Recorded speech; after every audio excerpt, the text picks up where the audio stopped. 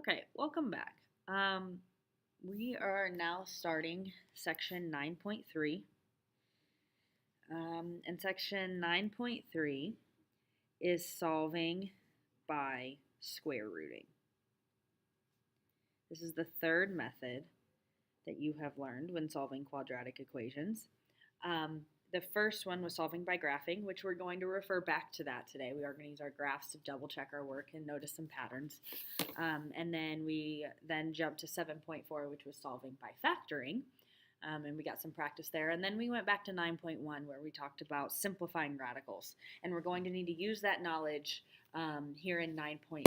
So if you're still got some lingering questions from those, you need to ask those, because if you don't know how to simplify radicals, you're not going to be able to solve by square rooting. So anyway, so the goal of this section, if you will, the problem we're going to end on, if for those of you that like to keep track, we're going to end with something that looks like 3 times 2x plus 1 quantity squared plus 1 is equal to 109.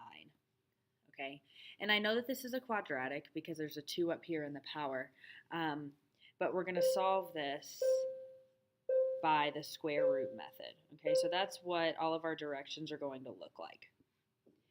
And so that's where we're going to end. And so we're going to have to build up to that because there's a lot of just little things we need to talk about. So before we get into that, let's just remember, if I gave you something first semester and I said solve 3x minus 27 equals 0. The goal of solving, remember, is to get x by itself. And so I'm hoping that all of you could tell me that you would add 27 to both sides, and then you would get 3x is equal to 27. And then you would divide both sides by 3, so then you would end up with x is equal to 9. Okay, that's a basic Algebra 1 problem. I feel pretty confident you probably even did this in the 7th grade. So that is pretty straightforward.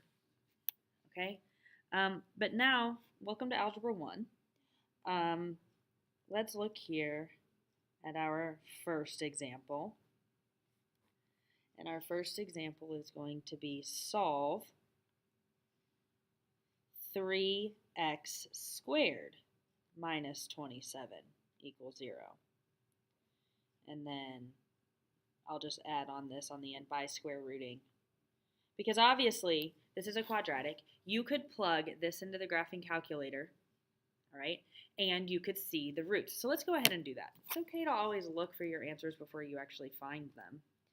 So if we do 3x squared minus 27, and then we go to our graph, all right, there's our quadratic. We can't see the whole thing, but it's okay, because all you need to see are the x-intercepts. And so you can either find them just by looking, or you can go to your table and know, okay, 3 is going to be a 0, and so is negative 3. So we know going into it that the answers are going to be 3 and negative 3. So let's get there by using the method that I told you to now.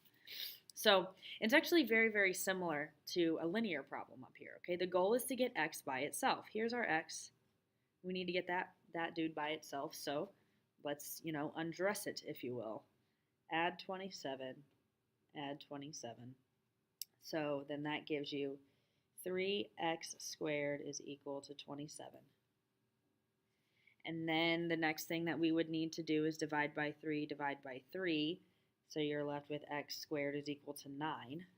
Okay, and then this is the part that you probably haven't been taught before. When you're left with something like x squared is equal to 9, x is still not by itself. It's got that 2 up there. So we have to undo an exponent of 2. And hopefully you're understanding that, okay, I need a number squared to get to 9. Obviously, that's going to be 3, right? But when we're thinking in terms of solving, we have to think of inverse operations. And so when you have a square like that, the inverse operation of a square is a square root. Okay, and what you do to one side, you must do to the other. So if we're going to square root x squared to get rid of that 2, then we have to square root 9 as well. Okay, and so you're probably thinking, all right, well, that's easy, x equals 3, and you're not wrong. Okay, but remember, we have 2 zeros here, right? We've got the 3, which is the one that we found, but then we also have one back here at negative 3. Okay, and so something that we're going to have to probably talk about a little bit more in class is that when taking a square root,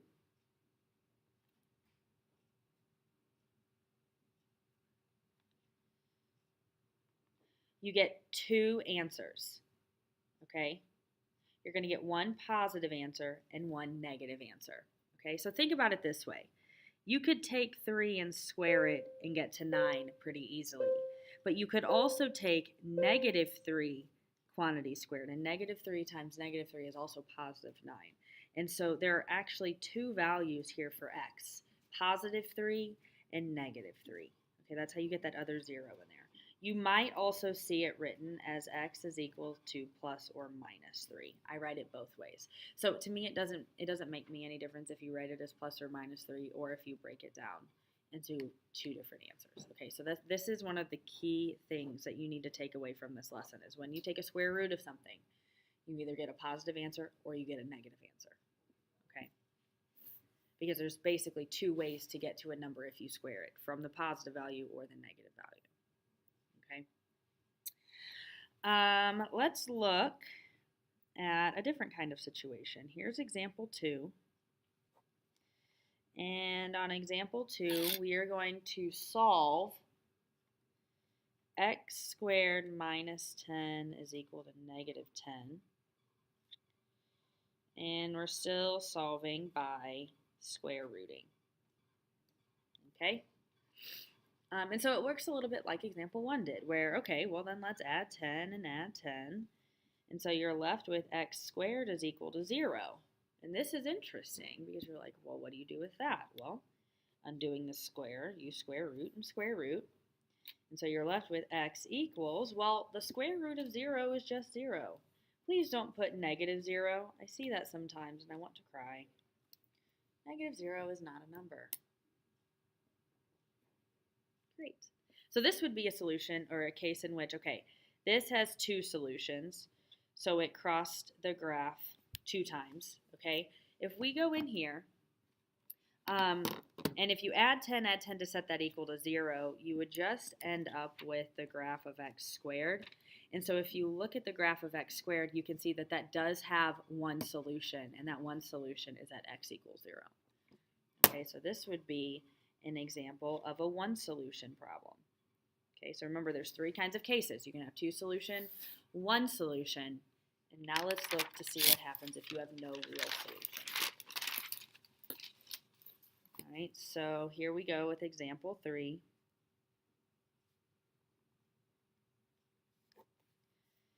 And on example 3, I want us to solve -5x squared plus 11 equals 16 by square rooting. Okay, I'll just say by SR because that's a lot of words.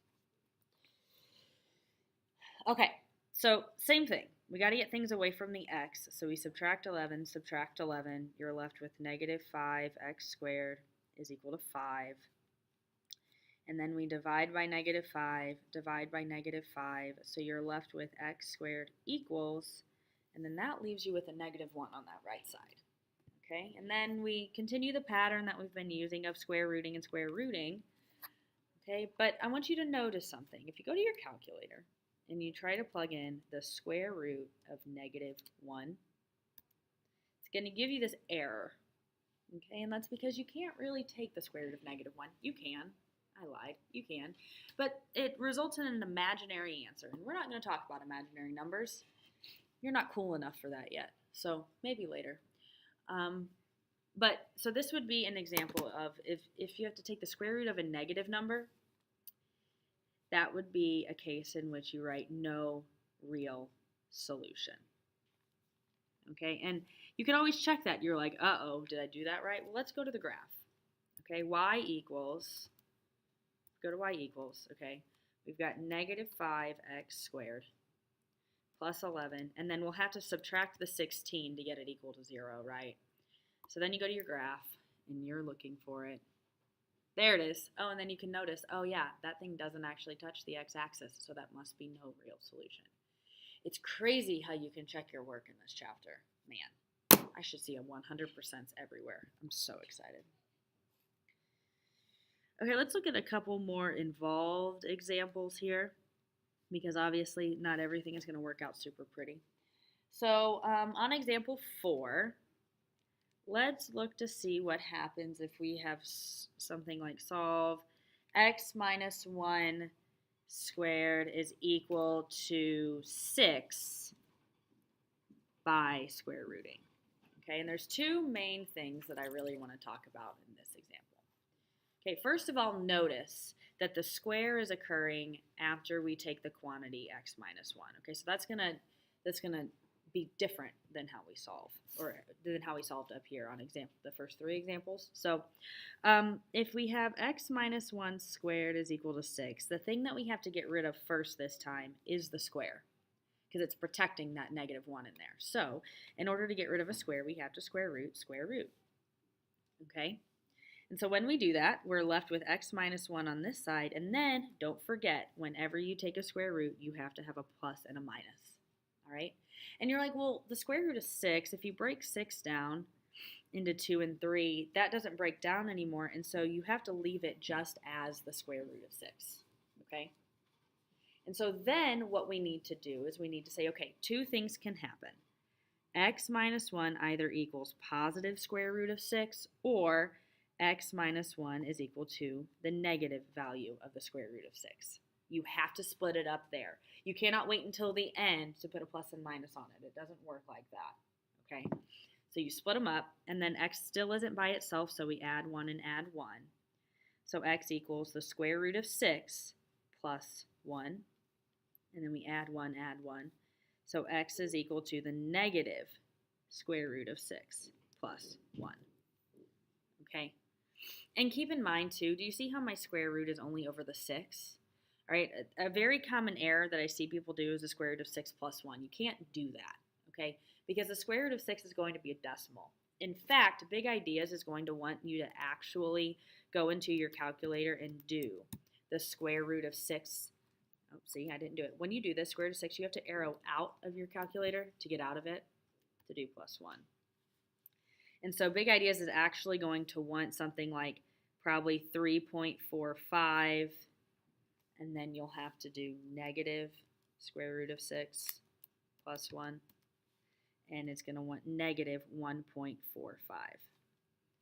Okay. Another common error that I see is that you'll arrive at the 3.45 fine, but then you'll say, okay, then negative 3.45 if we need a negative number. That's how you take your plus and minus to be answers, but that is not true. Your plus and minus has to occur whenever you take the square root. That's a very, very common error. You can't just make whatever one of your answer is, that one to be negative. It doesn't work like that. Be careful. Common error. Don't make it. I'm saving you like 2 points here on your test. Okay. So 2 main things there. First of all, the square comes first. And then the second thing is that you got a number that can't be perfectly rooted. Okay. Okay, 2 more examples. You're doing great. Hang on to me. Example 5. All right, we need to solve. Oh, yeah. We're going back to our goal problem. 3 times the quantity 2x minus 1 squared plus 1 equals 109. Okay, so let's undress this. Remember that we're trying to get x by itself, okay? The thing that we got to get rid of this first is the plus 1, so we subtract 1. So then we've got 3 times 2x minus 1 squared equals 108.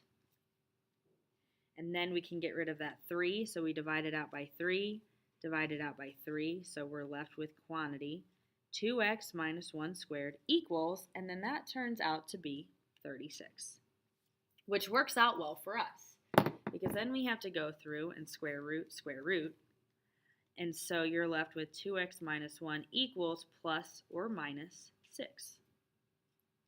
And now we split it up to be 2x minus 1 equals 6, and 2x minus 1 equals negative 6. And then we can continue solving. So add 1, so 2x is equal to 7, and then divide by 2, so you're left with x is equal to 7 halves. There's one of your answers. And then add 1, so 2x is equal to negative 5. So So then that gives you x is negative 5 halves. Okay, and you can always double check either by plugging them in or by graphing. 2 ways to check your answers. Man, crazy. Some of you still won't do it. Oh well. All right, one more. Just because I want you to be familiar if it pops up. It's not common, but it will pop up. So example 6, okay? What if I asked you to solve x squared plus 7 equals 52? Okay, this looks a little bit more simpler, and it is, essentially. So all really we got to do here is subtract 7, subtract 7. So x squared is equal to 45, okay?